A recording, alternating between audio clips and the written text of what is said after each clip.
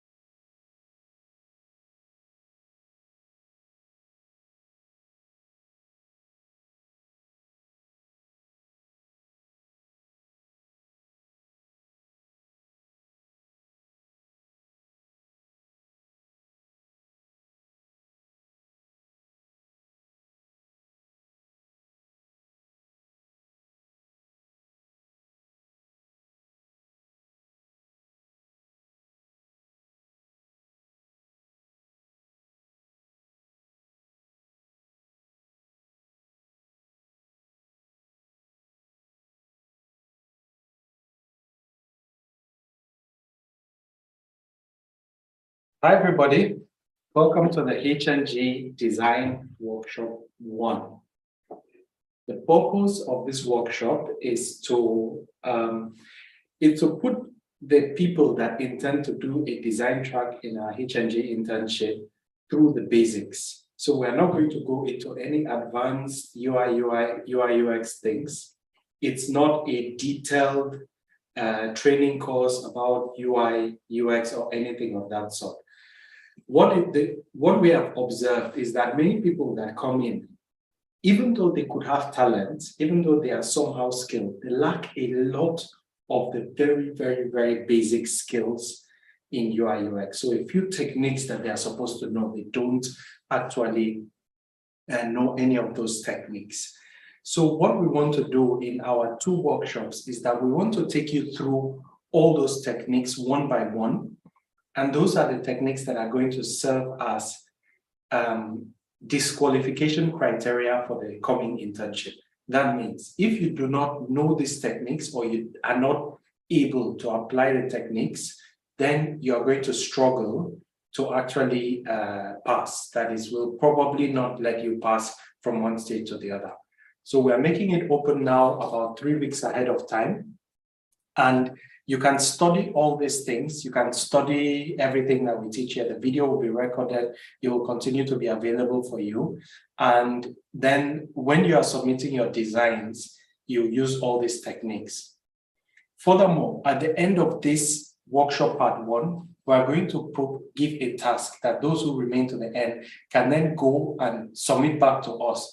Now, in the workshop part 2, we'll be inviting those who actually did submissions to come on a call with us and let us look through their designs and give feedback, what the mistakes were, or what went well, what went badly, so that they can actually learn a bit. So we are expecting that for the next 2 to 3 weeks, you should be self-learning and improving your design level. We have had over 5,000 designers apply to take part in the HNG internship. It's not possible that the 5,000 people are all going to persist through the program. The more people we have, the more we raise the bar, meaning the harder it is to proceed forward. And we focus really on the best. So knowing how tough the competition is going to be out there, I really want everybody to to take time to study a lot of these fundamentals before actually coming to the program. The format of this workshop right now is that our lead designer is going to go through our design book. We have a design book that has all the rules. You can ask a question about any of the rules. If there's something that you're not sure about, you need clarification, feel free, just raise your hand. If you're on Zoom, raise your hand, you'll be called up to actually speak. If you're on YouTube, just type your comment, somebody will read it out, and then we will address the point. Don't be shy. If nobody asks any question, we'll just power through. If people ask questions, we'll take our time to explain it properly. Okay, so I'll introduce Damilola, who is here with me, who is going to lead this. So he's a lead designer. He knows everything about design, and I would say that he's very, very qualified to explain the fundamentals to us. So I hand over to you, Damilola. You can maybe introduce yourself shortly, and then after that, you can share your screen and get started on the book. I'll still be available, like I'll be interrupting every now and then to say 1 or 2 things. Hi, Damilola. Thank you very much for the introduction, Mark. Hi, everyone. My name is Damilola Emmanuel Atenshu, and I'm a product designer and a no-code engineer. But for the sake of this, we're only going to be focusing on my product design skills. I've been a product designer for the past 4 years, and I have an opportunity to work with a lot of companies and Mark on different occasions. And I have to say it's an honor being here, right? So that's pretty much it. I'm a product designer, and I'm here to walk you through the rules in the handbook, and I'm hoping that we'll all be able to follow along easily. Give me a minute. Let me share my screen so we can get started. By the way, can you guys hear me? Am I audible enough, Mark? Yes, you are very, very audible. Okay, thank you very much. I'm just going to share my screen right now so we can get started. All right. So once again, welcome to HNG 9. Well, it's more of a tentative welcome. You're not in yet, right? But this is going to be what will help you finally get in, right? We've put together a couple of rules because we found that over the years, I mean, the course has been running for a while. We've been having a lot of designers come on board, and let's just say we've seen submissions that just make us want to tell everybody to go home. Right? So to save us from the stress of having to go through submissions like that this time, we've come up with this rule book so that you can know the things we actively look out for and the things we frown upon, and then you can work your way into doing what we're gonna be proud to have you on board for, right? So let's just get started easily. By the way, this handbook is going to be shared eventually, so I don't have to be going through the introduction here. You can read through it your own. You already know what we're doing is. I'm just going to jump straight in, so we don't take a lot of time. So number one, the first rule here is use complementary colors. Now, for designers in general, right, we might think that choosing colors is the easy part, but I kid you not, it is not, right? Because the color you choose can either make or break your design, right? So I'm not necessarily going to be reading through every single thing we wrote here. I'm just going to be trying to break them down, right? You can read through on your own later. That's not why we're here, right? But basically, what Ruwan is saying is that don't use colors that are not complementary. Whenever you're selecting colors for your design, they are either complementary, which means they either work together or they don't, right? And a lot of times it's obvious. You just need to pay attention to see these things, right? So if you're trying to pick colors for any of the submissions that you're going to be, presenting to us, please ensure that the colors are complementary. Don't come and give us a color combo that will hurt our eyes. We would not, give it a second thought before eliminating you. Please keep that in mind. The second rule here is to use relevant high quality images, right? What this means is that you cannot be telling us about something and you're using a picture that does not depict that, right? If you're telling us about space, you should not be showing us the picture of a desert. We should, be able to visualize what we are reading from your design, right? So whatever it is, whichever section it is you're designing, if it's, I shouldn't have to be going into detail here, but whatever it is you're designing for, ensure that you use relevant images. By relevant images, I mean images that explain or further buttress your point, right? It is very, very important. Very, very important. Yeah, so moving on. By the way, if you have questions, please feel free to drop them in the chat. Like Mark explained earlier, we are definitely going to be taking those questions and we're going to be attending to them. Then rule 3, be consistent with your design elements. Now, this is where it's very important that you have a design system, a style guide, right? It is very, very important here because you cannot. I'm sorry, wait, may I interrupt, Damilola? Somebody's saying you should zoom your screen. It's a bit small, really? so maybe you might want to go more.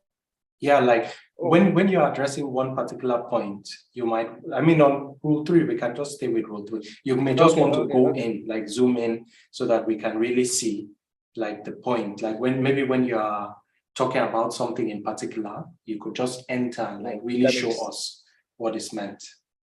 That makes sense. Apologies. Okay, so we're on rule 3, and rule 3 says be consistent with your design elements. Like I said, I'm not necessarily going to be reading through everything we wrote here because you can read them on your own later. I'm just going to be trying to break them down, right? So what this rule definitely means is that you should be working with a style guide. You should have a design system before you start designing. Don't just come into Figma and start bringing elements together. It doesn't work that way. Right, from what you can see here, we have on design on the left, for instance, we have a heading, we have a body, and then we have another body that doesn't follow. Let me zoom in so you can see. Right, this body's headings property doesn't follow this, and then this is entirely different. This is looking like an alien. Where is the blue coming from? Why is it blue? What is it doing here? It's just difficult to understand, right? People don't want this. On the right, Instead, we have a heading, right? And then we have paragraphs. This paragraph is consistent with this paragraph, and the headings are just consistent. So there's no way people are going to be scrolling through this page and they wouldn't know that they've got into a heading and then they've got into a paragraph. It's very, very easy to follow. And this is what we are looking out for. We're not looking for someone or people, or designers in particular, that will just bring in headings and body and alien elements and be expecting us to try to understand what they are showing us. We would not think twice, of course, before eliminating, like we said earlier. So please, please, please ensure that you're consistent with your design elements. If you're which means that before you go find your design, everything should be listed out. And that brings us back to the style guide, right? Your headings, your paragraph, the font size, font weight, everything should be listed. So when you're eventually working, you're just going to be plugging in the already designed styles, and it's going to make your work a lot neater. I hope we're able to follow that. Yeah. And then Damilola, sorry, somebody wrote a blue thing on your screen, like the yes, I'm wondering who. Yeah, I think can you unshare your screen and then share again, and then maybe in the settings you disable it at the top. Okay, hold on.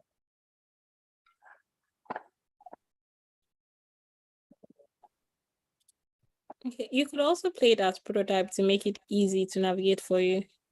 We have to zoom. That's why the prototype made it work.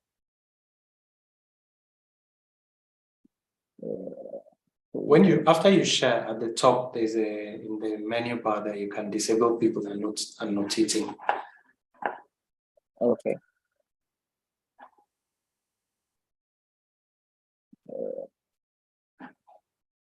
So you can share. Okay. You know what? Yeah. Okay. I think we should be fine. All right. So we're on rule 4. Use proper text hierarchy. Let me zoom in so you can see. Rule 4 says use proper text hierarchy. What this means is that you need to structure your text. You need to structure your pages properly. By that I mean your headings should be distinguishable from your bodies, your paragraph, right? Everything. Okay, let me just zoom in here. From this example on the left, for instance, we can see Hello Richard, welcome home. There's no distinction between Hello Richard and welcome home. It's almost like everything is one single sentence, right? And then the section after that is showing, verified. Verified is supposed to be tagged. I mean, the name of the song, Lekon and Miyoko are supposed to be the artist, but then we're not seeing any significant difference between these two texts. And of course, when you scroll down, we're seeing all these. It's just all over the place. This is unprofessional, right? A better alternative would be having something like this. Like when you're saying this, for instance, that emphasis is being placed on Hello Richard because it is obvious that the designers want you to know that they recognize you, they know your name, right? And they're trying to personalize this experience as best as they can. So Hello Richard obviously makes sense to be more pronounced than welcome home, right? So when you say Hello Richard, you're feeling like, oh, this is me, this is my app, this is personalized, and it makes sense.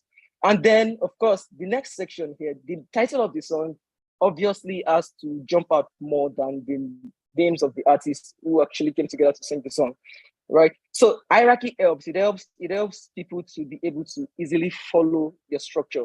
When I say this, for instance, I know that this is the title. I know that these are the artists. I know that this is just showing me the time, and then I can see the structure effectively here too, because I can see that this is the beginning of a new section. I can see that this is obviously different from this, so I can click this. And of course, the name of the artist is more pronounced than the number of songs that they've written, right? So this just makes the UI easier to look at, easier to follow. And these are the kind of things that we're looking for specifically, right? So don't come and give us big headings up and down and then not having distinctions between them. We're not gonna waste time with that, right? Very, very important. So moving on to rule 5. Yes, I think rule 5 is rule 5 is pretty interesting. Rule 5 says do not invent widgets, right? I understand that a lot of designers want to create something new, right? But then there's a rule that you should not forget. If it's not broken, don't fix it. These approaches, these widgets have been working for so long for a lot of applications out there, and people are used to them. right? So you can't just come and say you're designing a new social media app and then you're creating a search bar that looks entirely alien. I mean, people are going to be finding it difficult to navigate your app because these are not things that they are used to, right? So you don't want to divert so far from what people do, from what people are used to. If there's any reason why you have to try to come up with something new, don't make it so different for what is currently in existence. That's very, very important. It's safer for you to use the widgets that are already in existence in your project. That way, when people are seeing components, they know that, okay, this is the search bar, this is the profile card and everything. It makes the app easier for them to use. But if they're having to guess that, what is this field for? Can I click this? Why is this looking like this? Is this supposed to be a search field? It doesn't help the usability of your app, which is very, very important for you to just stick with the widgets the platform has provided for you. Don't try to come up with something entirely from scratch. If there's, in fact, don't even try to come up with something entirely from scratch. If you're going to have to try to do something else, ensure that it's still very similar to what people are used to, so they won't have a problem navigating your app. That's a very, very important point. And the images here are just portraying that. So like I said, you can as well go through this later, and because they will be shared with you. Then rule six, do not put text on busy background. This is a lot of times, a lot of designers make this mistake, right? So I'm just going to jump into the examples we have here. In this first example, we have this image of, campus students reading, and then we're trying to, pass a message across using this image. Learning has never been easier. The problem is that this text is difficult to read because of the obstruction from the image, right? Number one, it's always best not to use busy images in your design. If you're trying to, if you're working on a hero section, for instance, and you know that you're going to have to use a background image, and then you're going to have text on top, it is best if you find an image that is not so busy, that has a lot of space, a lot of basically a lot of space for you, where you can even choose to position your text elsewhere. Right? That way, it's more legible. Right. But if by any chance, or if there's any need for you to use images that have that are busy, that have a lot of things going on in them, then it's best for you to use a buffer. By buffer, I mean just having an overlay on top. So the overlay will ensure that you are able to pass your message across easily. We can see the clear difference here. For the first one, learning has never been easier. It was so difficult to read. It's almost impossible to see the learn more button, right? But in the second approach, where we added an overlay and then reduced the opacity up to a point, we can see that this is easier to use. Though it's not like it's prettier, right? But then it's more legible and we can read this, right? So if there's any time where you definitely have to use busy images in your design, just ensure you use a buffer. You add an overlay, so that anything you're going to put in on those images are going to be legible enough for people to read and understand. Rule 7, I think this is pretty straight to the point. Center your text vertically and horizontally, especially in the buttons, right? This shouldn't really be a problem, but then there's some designers that are still having issues with this. Whenever you're creating buttons specifically, ensure that your text, the button text, is centered vertically and horizontally, right? And just so you don't make any mistake, just so you don't have to start worrying about is this centered, is this position. It's best to just use auto layouts when you're working on components like this. Auto layouts will help you centralize these things properly, so you don't have to worry. But even if you're trying to create a wider screen size, you're trying to shrink these things down, the center position is still going to be maintained. So this is very, very important. This is an example of what we don't smile on, what we don't want. We don't want to see this at all. And then this is way better because this is centralized. This is more presentable. So please take notes. Always ensure that your text are vertically and horizontally centralized. Rule 8. I think rule 8 is pretty straightforward too. If it is not a button, it should not look like a button. What we mean here is this. This first example has some text and then it's supposed to have tags underneath. But the problem is the tags are looking like buttons because we are assuming that this is the primary color of the brand, right? So these are looking like buttons, and of course they are not buttons, but then because they are looking like buttons, people are going to be tempted to click. And the problem is when people see things that look clickable and then they're unable to click them, it just causes a form of subtle disappointment. And the more they encounter these things, the more the disappointment build. And then by the time they're giving you the overview of your app, they're going to say they don't like what they're saying. There's clickbait and all that. So you don't want that, right? If it's not a button, it shouldn't look like a button.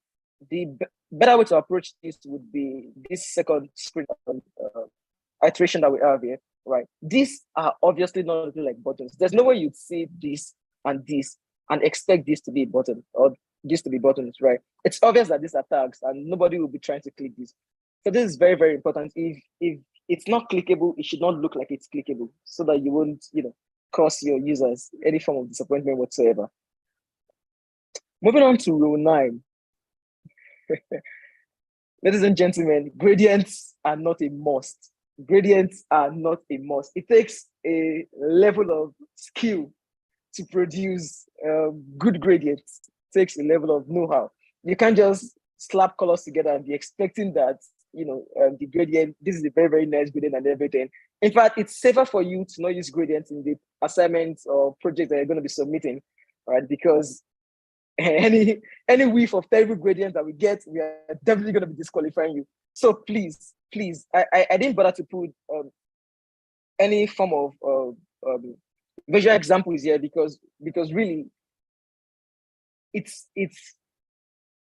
not something you just whip up together just because you feel like it. No, it takes, you have to look at the project you're working on, you have to look at the page you're designing, you have to look at the colors you're working with, you have to look at, there are basically a lot of factors that goes into it, right? So if you're not certain that your gradient is good, please do not try to add gradients in your design. Like I said, it's safer if you stay away from gradients because we are not going to be lenient if you're saying terrible gradients.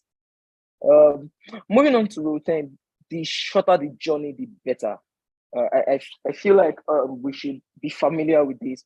Nobody wants to stick with an app that is allowing them or making them go through an overly long journey. Like nobody wants that, right? If the users can complete all their actions on the current screen that they are on, there should be no need for you to take them elsewhere, right? The example we have here, for instance, where there are 2 actions that can be performed here. There's convert airtime to cash, and then there's transfer. Now, please take note that this page was screenshotted. Like I had to, cut out a huge chunk of it. There's a lot of excess space at the bottom, right? So this is a complete waste of space. I mean, instead of taking them to somewhere else to perform the actions that they could have performed in the previous screen, why not find a way to list out those actions here so that at least, even if it's not going to contain every single action they can perform, they would at least be able to see some that they can perform. And if they can't find the ones that they want to, they cannot proceed to the next stage, right? So it's very, very mandatory that you try to shorten your user's journey as much as possible. You don't want to take too much of their time. You want to help them get straight to the point.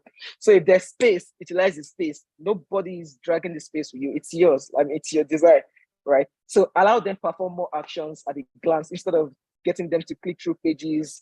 And of course, we have to factor in that there's going to be internet loading time, right? So you don't want to delay your users at all. You just want to allow them to perform their actions at a glance, which is very, very important. So whatever it is that you're designing, whatever it is that you're doing, just always find a way to shorten their journey. Don't forget, the shorter the journey, the better. Rule 11 says never use default drop shadow. Never use default drop shadow. By default drop shadow, I mean it means that if you're trying to drop shadow on Figma and you click on the rectangle or whatever it is they want to travel to, I click on drop shadow. The default shadow they give you is what is default shadow that we're talking about. You shouldn't use this because this doesn't really, there's a high chance that this is not going to work for your project properly. And the problem is that this always comes with a pure black color, right? 0000, which is black. The issue with this is that it wouldn't make your work look elegant. Your button is just going to look weird and off, right? Compare that to this one we have on the right, where the drop shadows color is a darker version of the primary color of the brand. And then, we used some blurs and then we reduce the opacity to a point where it's actually looking like it's levitating and it's looking more attractive, right? So this is a no-no because this doesn't feel real. It doesn't look real. It's just there. and it's not professional. Right? We want the more professional approach, and that's why we went with this. By the way, if you're finding it difficult to add drop shadows properly, there's a Figma plugin that you can use. It's called Beautiful Shadows. I'm pretty sure a lot of us should know it by now, but if you don't, just search the plugin community, you'll find it. So Beautiful Shadow helps you. All you have to do is click on the element you're trying to add the shadow to, and then run the plugin. It's going to give you a very, very realistic shadow that you can work with. So that's something to look at. But then never use the default shadow, because it doesn't make your work look professional, and your buttons won't look natural. For rule 12, use different visual weights for primary and secondary buttons. This is pretty straightforward from the example that we have here. We have 3 buttons, and they all have the same property. So it's difficult to tell which one is the primary, which one is the secondary, and which one is the tertiary. They're just there. Compared to what we have on the right, that shows us that we are expecting you to click the login button immediately after you fill the form. Like it's there because that's what is jumping out to you the most. And of course, just in case you cannot log in because you don't have your login details, it is obvious that the next button in line is the sign up, right? So there's an hierarchy to this thing. We want the most important button to be top of mind, and then the secondary button follows, and then the tertiary. So it is when you cannot log in, you've forgotten your password, you cannot log in, you don't have to sign up because you already have an account, that you can now decide to go with the forgot password approach. So this is also clickable, right? But it's tertiary. And how your buttons are designed basically up to you, right? These are things that you'd have to figure out from your style guide before you start your design journey, right? So that's basically it. That's basically it. You should have different visual weights for your buttons. Your buttons should not look the same, right? There needs to be a distinction between the primary buttons and the secondary buttons, which means there needs to be a distinction between the primary actions you're expected to perform and the secondary actions you can perform instead of these primary actions. That's basically what this part is talking about. So moving on, Rule 13 says maintain a consistent icon type. What this means is that if you're designing a project and you've chosen to go with outline icons, you should stick with outline icons all through, right? This is an example of an outline icon because all you're saying is the outline, there's no field. This, on the other hand, is an example of a field icon, right? There's no outline, it's just field. What we're trying to say here is that you should never mix field and outline in a project. It doesn't make your work look professional, right? You want to, if you're deciding to go with a field, with field icons, rather, you should use field all through, not mixing field with grayscale colors and then outlines. It's just all over the place, right? This looks more professional. Also, your icon should depict what you're trying to say. Right. This, for instance, everybody knows that this is home. This takes you to the home page. Everybody knows that this is message. This opens up the chat or messages or whatsoever. And everybody knows that this is the info icon. So if you want to learn more or to see the about section of that app, this is where you click. It doesn't make sense if you're using the home icon to depict messages, right? That's definitely out of it. It's not going to work. Right. So if you're trying to direct people to the home icon, to the home page, you're trying to tell people that this is home. Home should definitely come with the home icon. If you're trying to tell people that this is where you can send messages, this is where you can chat, this is where your messages are to be situated, then you're supposed to use the messaging icon. Don't use the info icon for the messaging page. It's not professional, and we are definitely frowning upon that. Right. So moving on, Rule 14 is align elements properly. This is pretty straightforward. You can see that from the examples that we've given here. This is a no-no because these are just all over the place, right? These are all over the place. This is center aligned, this is left aligned, and this is just positioned at the middle of the box. It's ridiculous, right? So this is an example of what we're looking for. Your elements should be aligned properly. So it makes the work look neater, it makes the work look more professional. And that's what we're looking for. We're looking for people that can give us professionalism in their work, a lot of professionalism in their work. All right, Rule 15, explain errors clearly. Explain errors clearly. What that means is, let's just take a look at this example here, for instance. Now, in this scenario, we are trying to collect the email and password from a user, right? But then when the user tries to proceed to the next stage, they get an error prompt. The problem is that the error prompt only says error and doesn't explain what the error actually is. So now the user is going to be left wondering, what am I supposed to do? Where's the error coming from? What did I do wrong? Which is ridiculous. You should not be putting your users through that much stress or strain, right? So what you're expected to do instead is to make it a lot more obvious. Like, let them know exactly where the error is, which is what was done differently here. Number one, the password text field and the title, they are obviously red now, which is indicating that there's an error, there's a problem with the password.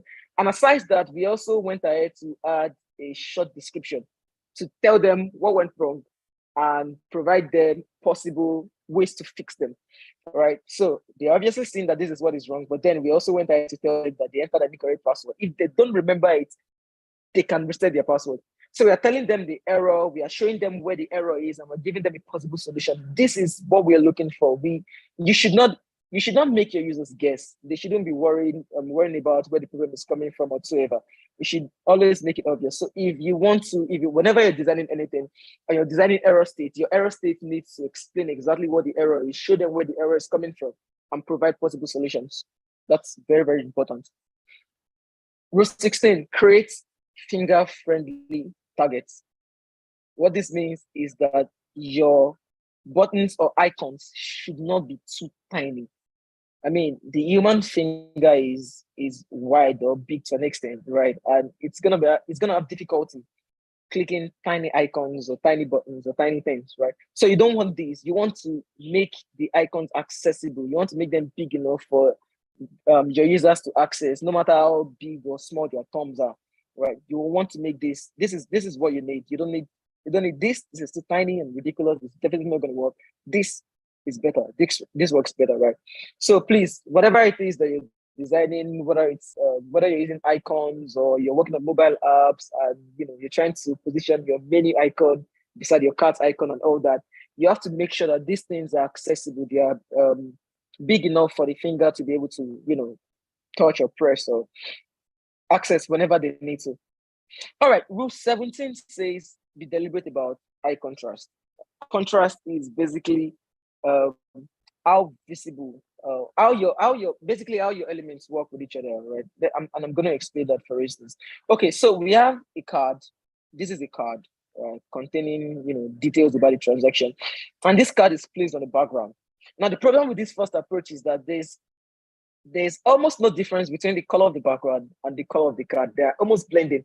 So it is difficult for you to tell where the borders of the cards are, which is not nice, because if you didn't want to use the card in the first place, then don't use the card. But then if you're using a card, if you're placing this information in the card, there should be a clear distinction between the card and the background of the card, right? So that's what we're trying to explain here. So if you're going to be using cards, right, ensure that there's a clear difference, there's a clear demarcation between the edges of the card and the background. And the way you can do this is, number one, you can either use drop shadows, which is what we did here, right? So the drop shadow will help you clearly differentiate between the borders of the card and the background, or you can change the color completely.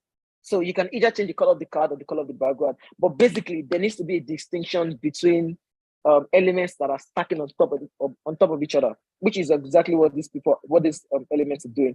The card is on top of the background, so there needs to be a difference between the card and the background, right? The same goes for the font, right? So here it makes sense that we're using a darker color for the headings here, because of course it's more legible. The contrast is high.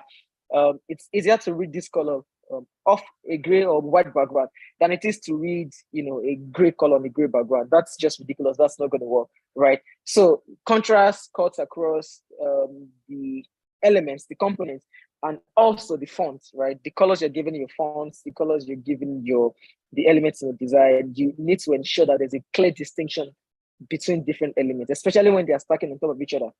People need to be able to differentiate that this is staying on this and this is different from this. That's very, very important. All right, for rule 18 is is basically emphasizing more on drop shadows. That you need to be strategic with them, right?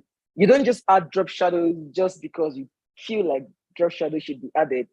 You need to be deliberate about how you're adding drop shadows. So for instance, we can see from the example on the left that this is supposed to be a drop shadow, but then this shadow is only applying to, let me see if I can align. Yeah, it's only applying to this part. Sorry. Yeah, it's true. So this shadow is only applying to this part of the card, which is ridiculous because the card is not just this part. The card is everything from here to here, right? So this is definitely not going to work. This is unprofessional, and we don't want this, right? If you're using a drop shadow, you need to be deliberate about your angle. So if I want my drop shadow to show on the bottom right, it means I'm assuming that the sun or light is reflecting from the top left, which means that's the only way my drop shadow can work. If, for instance, I don't want my drop shadow to be on the bottom left, I want it to be.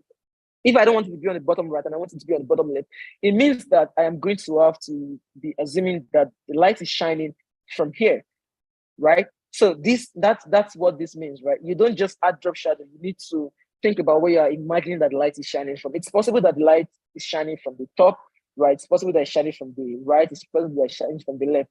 So it depends on you, really, what you want. You can decide what you want, how you want the light to be, where you want the light to be shining from. But then your drop shadow has to reflect that. It has to be, based on that.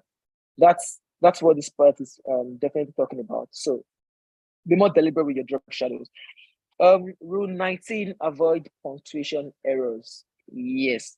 So a huge chunk of our work as designers is the copy, right? The copy we add to our projects, our mobile apps, our websites that we design, right? Please, if you're one of those people thinking that you have nothing to do with copy, like copy doesn't concern you, all you need to do is design, get your money and go. Please, I think you should probably log off now because this program isn't for you, right? These are not the kind of designers that we're looking for. Because the thing is, if you're working on a website, for instance, the hero section of your website, what people don't understand is, and this is a problem with a lot of designers, if you're working with dummy content in your works, let's say you're designing a landing page right now, you're putting dummy content in the hero and the lorem ipsum everywhere, right? There's a high chance that by the time that that dummy content is swiped out for actual content, the page is not going to look like it was looking. And I've experienced this countless times, right? The page is definitely not going to look, because sometimes the actual content, actual copy is going to be longer, or it's going to require more punctuations, or they're going to be, longer line breaks. And because you've already used this perfect lorem ipsum text that ended exactly where you needed it to end, you'll be like, you're done with your work. But by the time the project has been developed, you're like, why is this happening? It's happening because of you, right? So please don't be fond of using dummy text. You should train yourself to start coming up with actual copy for your project. And it's also going to make your work look a lot more professional, right? So for the project that you're going to be submitting, for the assignments that we're going to be giving you, ensure, even if it's not possible for you to use actual content all across, right? At least the headings should not be lorem ipsum, but headings should be actual content.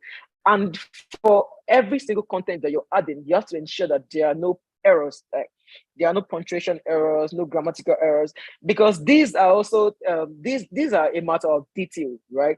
If you're writing adding copy to your design and then you're having a lot of errors, what that tells us is that you don't pay attention to your work. You just type in and then you want to submit and go. And that's not the kind of people that we're looking for. We need people who are meticulous, right? We don't want you to just type something and give to us. No, we want people that will be able to catch their errors and adjust them before submitting, so that we'll not have to catch it for them, right? So please, this is a very, very important aspect of your work, right? It's also, you should also pay attention to when you're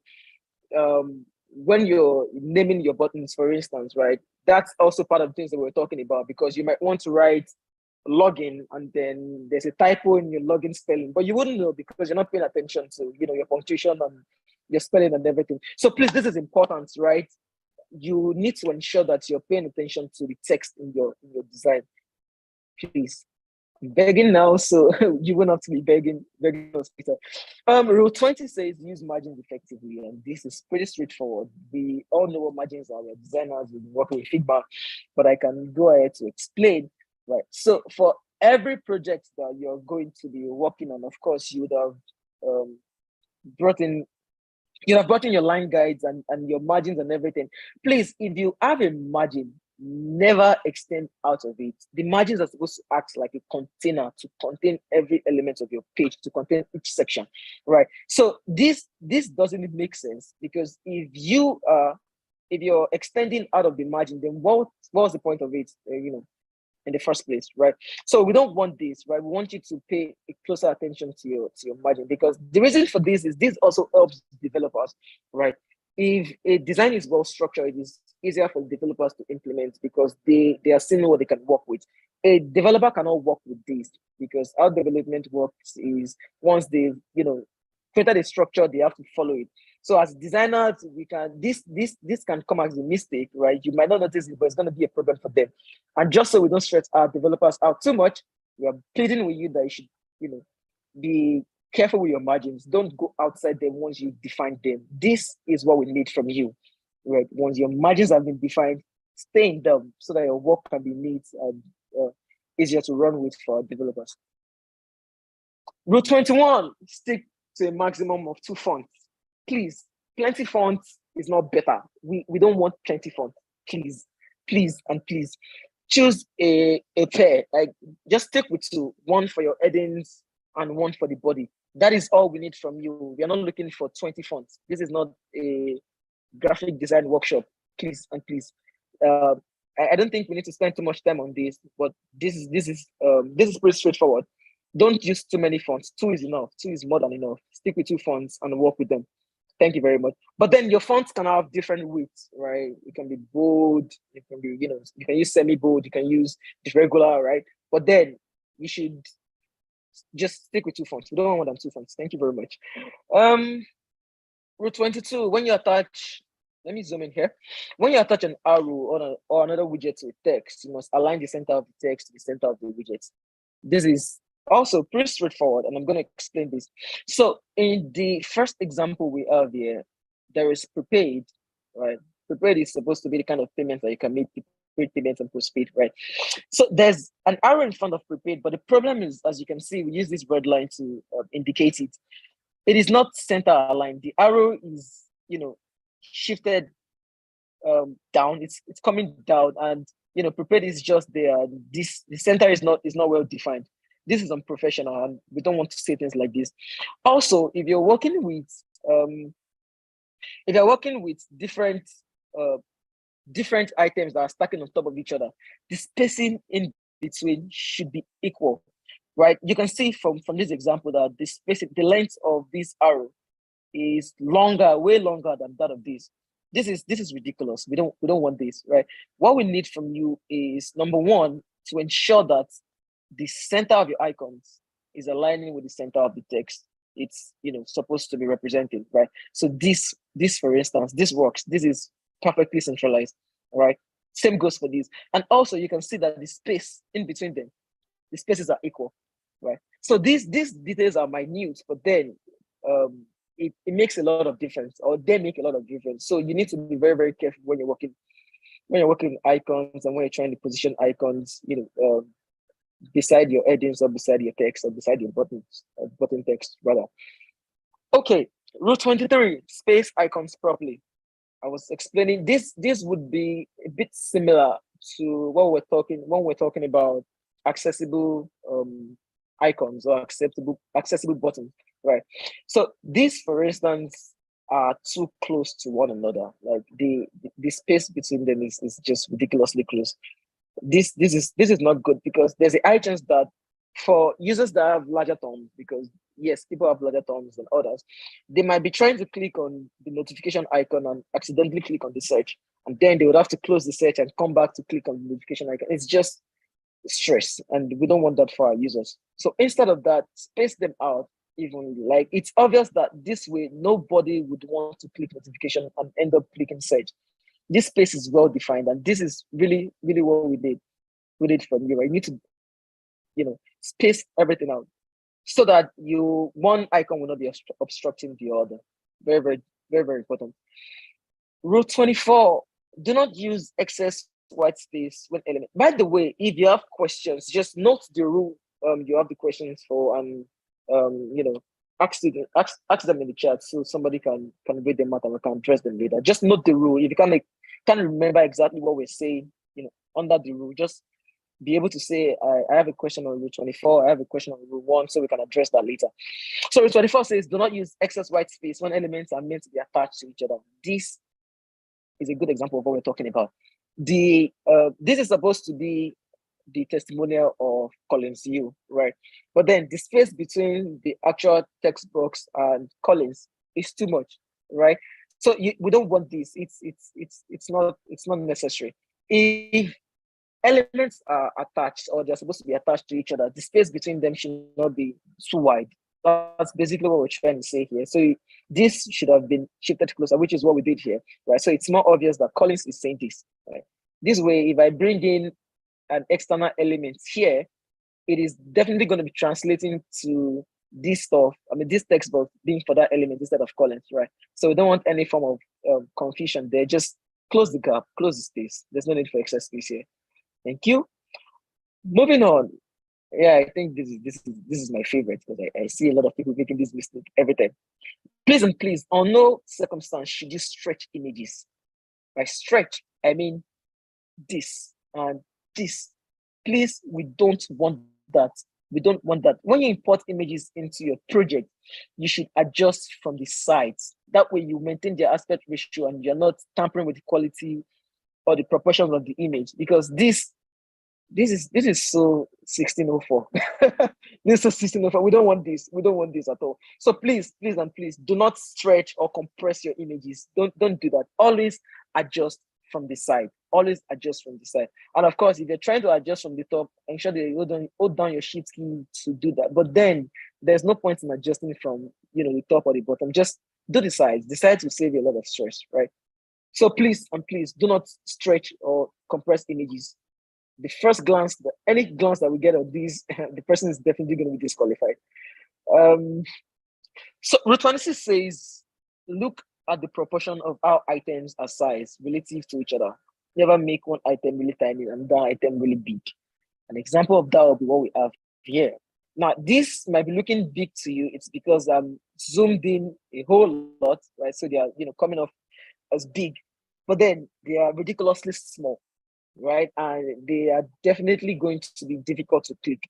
So there should be a form of balance to your elements, to your items, to the items on your screen, rather, right? One should not be overly tiny while others are, too big. Everything should have a proportion, right? So that it's basically so that your design can have balance. You want balance all across your pages and all, right? So don't make some elements too tiny and then some elements too big. That is not good contrast, and that is not good hierarchy, right? The difference should not be too ridiculous. All right, Rule 27. Don't cram in everything onto one side of the screen. An example of that will be what we have here. So this page is supposed to be talking about the means of transport, giving us some locations and then giving us driving instruction. But then everything is on the left and the right is just looking weird. And you can see that because there's no space here, this is having to extend all the way to the end, which is just weird. This is not professional at all. It doesn't look good, right? This space would have been better utilized. For instance, imagine that we didn't do that here, but imagine that mix of transportation and everything here. Let me see if I can grab that. Just add a stroke and move this. All right. So imagine that everything that we have here, everything here is positioned on the left, and then we have driving instructions on the right, right? So that way you can see the driving instruction and you can see the information on the left, and everything will have been more balanced, right? Having them side by side. But then because everything is just aligned to the left and then, it's trying to extend from one edge to the other, it's creating a void here, which is making this section or this design look weird. So we don't want this. Try to use your space smartly. Use space. If there's space, use it. I mean, it's your space. Nobody's dragging it with you. So don't be stingy with it. Use it. Rule 28. space your lines properly. Let me zoom in here so you can see. Space your line properly. Line spacing, very, very important, because sometimes some designers do, of maybe not as wide as this, but some designers do this, right? Where they just use excessive line spacing, and there's almost no difference between the end of one heading and the beginning of another, because it's looking like everything is just spaced out together. This is not professional at all. You want to space out, use effective line spacing in your headings, in your paragraphs, and everything, right? So we don't want them excessively wide, and we don't want them ridiculously close. So you need to find a balance. Choose what works for you, but make sure it looks good. Rule 29. Never design with watermarked images. I love this a lot too, because I see a lot of people falling victim of this. Never design watermarked images. If an image has watermark, simply find an alternative or pay for it. Right? If you cannot afford to pay for it, find an alternative.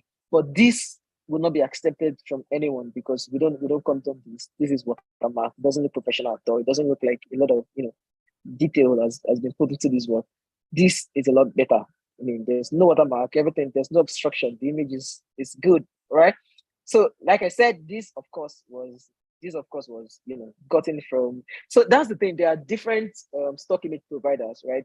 If Shutterstock, of course, we all know Shutterstock. Shutterstock's images are amazing, but then they are not free, right? But so you can find alternative. There is Pexels, there's Unsplash, Pixabay. There's a lot of them. So if an image is available on Shutterstock, but is not free, you can find that same image elsewhere. And if you can find them, find an alternative or go pay for it. But we don't want watermarked images in any of the designs that you people are going to be submitting, please. Rule 30, give your text space to breathe. So an example that we have here is this. This is just cramming text together. We have this is supposed to be the tag, this is supposed to be the title, this is supposed to be the author, the date, and the paragraph. It's together. This is not attractive at all. And imagine a blog page that has 20 of these just stacked on top of each other. It's gonna be the reason why this is easier to read right now is because it's one.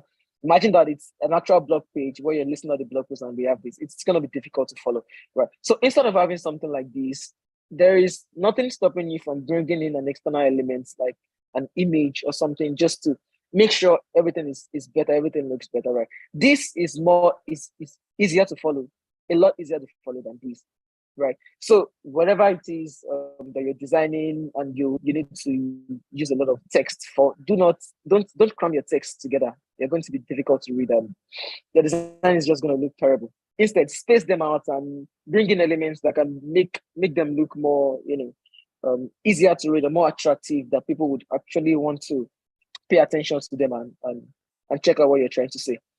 So, rule 31, never use display fonts for body copy.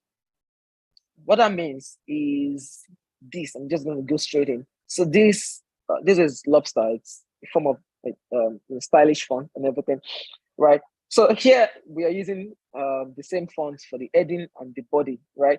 Sometimes it's not bad if you use the same fonts for the heading and body, but not stylish fonts like this, because this just looks unprofessional. This looks ridiculous. Because of the way they are, display fonts or stylish fonts are better for headings, right? Because of course you might want to capture attention with a catchphrase or something like that, but it's good for the body, for the heading rather. But then for the body, you have to go with a simpler font, or a font that is easier to read. This is difficult to read, extremely difficult to read. A better way to approach that would be this, like I was saying, right? This could stay for the heading because it's the heading we're trying to attract people. Look here, white horse, right? And then the body is, easier to read. This is clearer, right? So don't or never use display fonts or stylish fonts for both headings and bodies. It doesn't work that way. It's not going to make your design accessible to people that are finding it difficult to read that font. That's very important. Rule 32, your text should never be the same or closely related color as the background that it's on. And this is pretty straightforward, really. We're using a blue background and then we're using a shade of blue for the text on top, which is making it difficult to read. And this also talks about contrast. The contrast between the text and the background is very, very low. We want it to be high, which is why this is better, right? So it is obvious that, I mean, this also goes way back to complementary colors, like color combinations. You can't expect to use this shade of blue on this other shade of blue and expect everything to be fine. This is not okay at all, right? You want to stick with a color that complements your background color. So blue, for instance, works way better on, I mean, white, for instance, works way better on blue than, say, than gray. Gray is ridiculous. Gray is definitely not going to work, right? But white is better and the contrast is high. So you want to stick with colors that help, that make your text legible, that helps people see what you're actually trying to pass across. Rule 33. When you add an image to a design, ensure the color of the image and the color of the design complement each other. The example given here shows this image of, okay, it's majorly the C that is shown here, right? But then we're seeing the C on this, light purple background, right? The problem is that these colors are not complementary. All these three colors were picked from, the design on the left, right? The gray from here, the green from here, and the purple from here. It's obvious that these colors don't complement each other. It doesn't blend, which is just going to make your design look not in sync. Like your sections are not going to look in sync. This is not what you want. What you need is an image that complements your design. So instead of that, imagine an image like this that actually has a shade of purple, and then this color that it works well, and of course the light purple. So these colors, for instance, complement each other, and the fact that the image is having these complementary colors also makes the image work better for the design. So let's go back to this. This is looking ridiculously weird. There's a clear difference between these two, and this is flowing a lot better. Right. So when you're selecting images for your design, you have to ensure that the colors in the image actually complement your work, complement what you're working with. That's very important. Rule 34 says, do not use images with a white background on designs with solid backgrounds. Okay. So a lot of times when we're downloading stock images, we see images like this. Just a lot of times it's illustrations that have plain white background. But then if you're unable to knock off the background from an image or from an illustration, and you're trying to use it with a white background that came with it, it's best to not have it this way, but better to put it in a frame. So what this does is that even though the image has a white background, the frame, outside it, make it look like the white background is actually part of your design, right? This, for instance, makes it obvious that this white background was, This, for instance, makes it obvious that this white background was not intentional. It was not intended to be there. They just had to leave it. But this shows that this image is in a box, right? So the box it now means the box has a white background and then the illustrations are on that white background. It makes the design look more deliberate. Normally, it's best to try to knock off backgrounds or do whatever you want with the background, change the background color and everything. But if you can't and you're trying to work on an image with white background, please try to put it in a frame. If you don't want to use a square, you can use an ellipse, right? But then don't use images with white background. Don't put images with white background directly in the design. For rule 35, which was what I was saying earlier, explore images with transparent background. Transparent background gives you the flexibility to do crazy stuff. This would explain better what I'm trying to say. So we have the picture of these ladies on a white background. If for some reason you're able or unable to knock off the background, you'll be left with no choice but to use it like this. But imagine that you're able to knock off the background, you can start doing crazy stuff, right? You can bring in crazy patterns, and this pops up more than this because this is just a plain background with image on top. But then this is not just a plain background. This is a transparent background that allows you to put pattern underneath, right? So don't limit yourself to using images with solid background. You should explore. I mean, try to knock off backgrounds first. And in case you can't use Photoshop, there are online tools that you can use to knock off background that can help you. I think we'll probably be dropping some links, if I remember. A couple of services I've used myself that have actually helped to knock off backgrounds when I don't have time for Photoshop, right? So you can use that. Just import the images there and they will knock off the background for you, and then you can use them in your images. But please, in case you're unable to knock off backgrounds and you have to work with white backgrounds, do not forget that you should, put them in a frame. Rule 36, do not use excessive, do not leave excessive white space. White space is great, but if it's way too much, then it looks bad. An example of that would be this. It's fun that, we're trying to use white free space here, white space here, but then everything seems out of sync. Like it's too much. It's too much. It's not flowing properly. And it looks like the work is incomplete. It just looks like it's incomplete, right? Instead of that, there is still white space here, but then the space is being utilized properly, right? So what was different here is, of course, the image of the plane is different. But then instead of having just the image of the plane, right, we're using clouds to take up more space.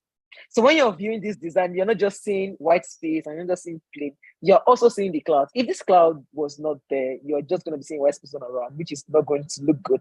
But because we've used the cloud to fill out some of the space, and we also reduce the space between the image and the cards underneath, which is here, this is looking a lot better than this, right?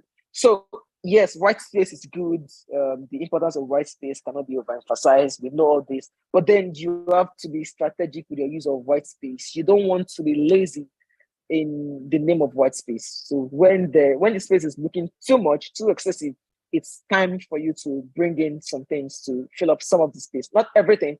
I can't just decide to go all this. This is ridiculous, right? So it's just something that will take up some more of the space so that everything looks a lot better.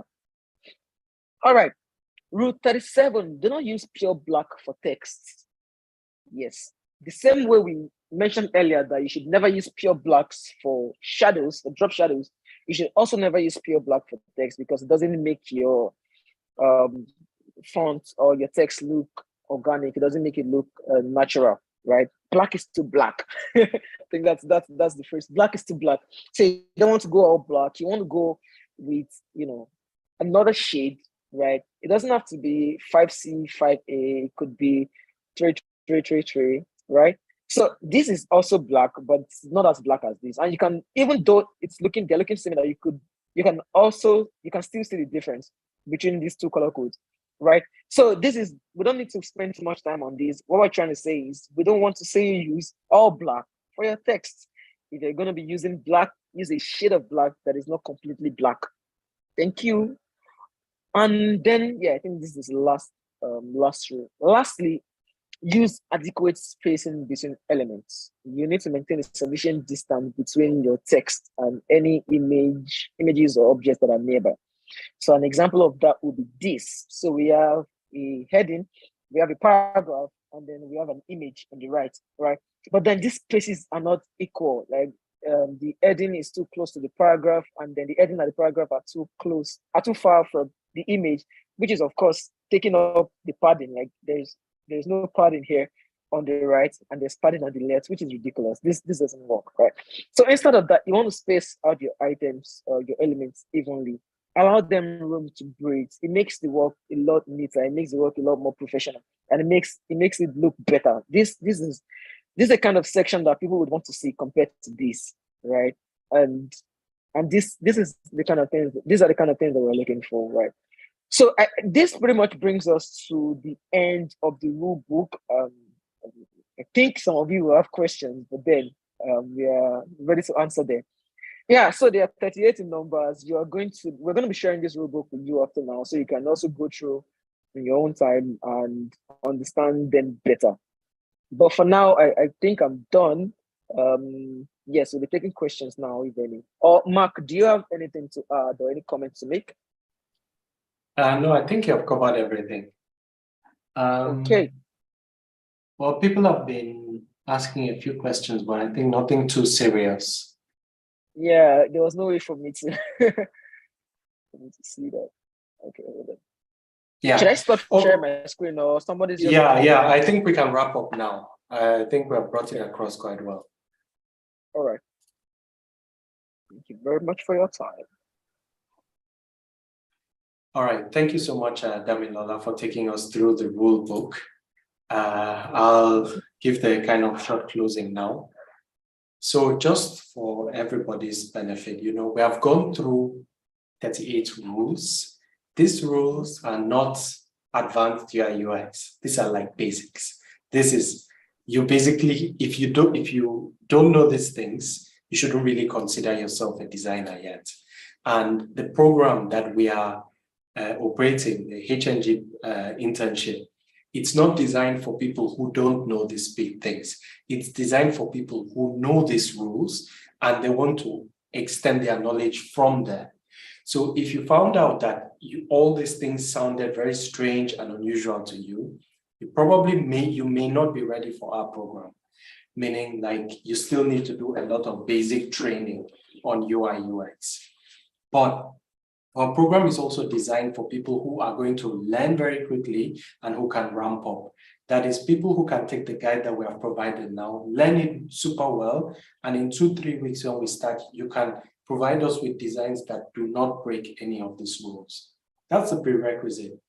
When you submit a design, we're not going to judge it by, does it break any of these rules or not? We assume that you are basically doing all these things correctly. And then we look at what comes after that. How good is your UX? How do people understand it? Those kind of things.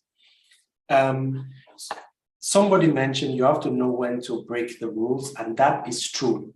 You do, all these rules can be broken, but they are not to be broken by beginners. They're to be broken by experts. So when you really, really, really are very advanced, you know when and how to break the rules, not at the beginning. This is workshop 1. There's going to be workshop 2. In workshop 2, we are going to look at things that some people have designed, and we are going to compare them to the rules to see if they actually broke any of the rules. I'm going to share a URL right now where you can submit, you can do a design and you can submit it before Thursday, before the end of the day on Thursday. Our workshop 2 is going to happen on Friday. And the link is going to be shared. You can follow the handle like it's you get the link for the workshop, in particular those who actually submit their designs. The design that you have to submit is something very specific. Please do not just submit anything that you have that will not be considered. The design challenge that we are putting out is this. Go and look up the application called Winamp. The old application is like a Windows 98 or a Windows 2000 application, a desktop application called Winamp, not the website version, not the new one, the very old one. And I want you to redesign Winamp, just the app. Use the general interface of Winamp. Winamp was a very narrow application. It's not a website. It's just an application that functions like a kind of music player, a desktop-based music player. So I would like people who want to practice design, go and make a clone or make your own variant of Winamp using modern design techniques. Don't just copy Winamp. Do it the way it would be done nowadays. So people are saying they can't get the name. Well, Winamp, W-I-N-A-M-P. Just search for it and click on images. You'll see the tool called Winamp. So make a design, redesign Winamp and submit it using the link that I have provided. So the link has been provided to everybody on Zoom, and I'm providing the submission link also to everybody on YouTube. I will also just tweet the link on our Twitter account. So from there, you can go and submit it. But what you submit must be Winamp. It mustn't be anything else. If it's anything else, it will not be considered. Of those who submit, we are going to look through and we are going to pick some examples. And in the next workshop that we are having, we will be practically comparing what those people did against our rule book, looking at mistakes that they might have made. We'll compare some that are very good, and we're going to compare some that are very bad. So this is a nice exercise for you to test your own design knowledge. We really will not have the time to do that many. We may do 5, between 5 and 10, but we will go through. So if you want to practice, create go and make your own copy of Winamp, submit it, and we'll give you feedback. But you can also come and watch, and then you will see where people are varying from the rule book and what it really means in practical terms. Now, let us, somebody's asking if Winamp is a mobile app. No, it is not a mobile app. Don't do the mobile app version of Winamp. It's a desktop app, a Windows desktop app, and that's the only one that you're supposed to do. Don't do anything mobile, don't do anything web. Windows desktop app. And I'm specifically asking it because I know that it's different. So I want you to focus on your design, not really on trying to look for elements somewhere here or there. Just go and search for it. I want you to do a clone. Part of the instructions is understanding what I'm saying. Do the clone of Winamp. Don't just do anything else. Okay, so that will be in workshop 2. Remember, our design rules are not absolute rules. They're guidelines. They're just to help you. They're to help people who don't know do the right thing. So if you know and you understand how to use those elements, and maybe it's conflicting with one of our rules, it is okay to break it, 100% okay. We are designers, we are artists, we're looking at it from a design perspective. We're not looking at it as if we're a machine or a robot and say, oh, you broke a rule. No, you're out. That's not how it works. Like, we will look at it and we look at the overall aesthetics, your understanding, and all the different things in order to know if what you are submitting is good or not. This workshop plus the next workshop will also share the rule book, and we're giving you the opportunity to do a bit of practice. All these are preparing you for HNG stage 1. HNG stage 1, we have 4,000 people that will register, or 5,000, I think. Within 1 week, that number is going to drop down to 2,000 people. Half of the people there are going to be dropped from the program. That's the purpose of this workshop. It is to prepare you for that, so that you don't come in there and you have no idea what it is that we are doing there. This is telling you basically how it will go, because if you come and we give you a task in stage 1 and you break all the rules or half the rules, then you're going to be one of the people that will be dropped. But now you've got about 3 weeks to practice, and I think that should be enough time. This is going to be a very design-intensive internship, and I'm very pleased about it. I think that we'll have a lot of fun. We'll design a lot of good stuff. We have good designers that are mentoring, and I think that everybody participating is going to really improve themselves in one way or the other. Maybe in your design skills, maybe in your social skills, maybe even in your coding skills, because we also do want designers to do a little bit of coding. Suffer a bit like the front end people. You make them suffer, so you should also suffer a tiny little bit. Okay, so with that, we come to the end of the program, of the workshop, not the full program, but just the workshop. And we will be following it up. The next one is happening on Friday at the same time. The link is going to be tweeted. The link will be shared with everybody that registered on the Eventbrite. And it will also be shared in workspaces and different places. So you'll get it. And if you submit the design, then you're going to get an email specifically inviting you to the Zoom call. So if we critique your design, then you can ask specific questions. All right. Thank you everyone for attending, all the participants. Thank you to all the mentors for spending your evening being here. Thank you so much, Damilola, for taking us through all the different rules there. It was very, very helpful. I haven't learned a lot by myself. You're welcome. All right. Okay. Thanks, everyone. So bye. We'll meet again at the part 2 of this workshop. All right.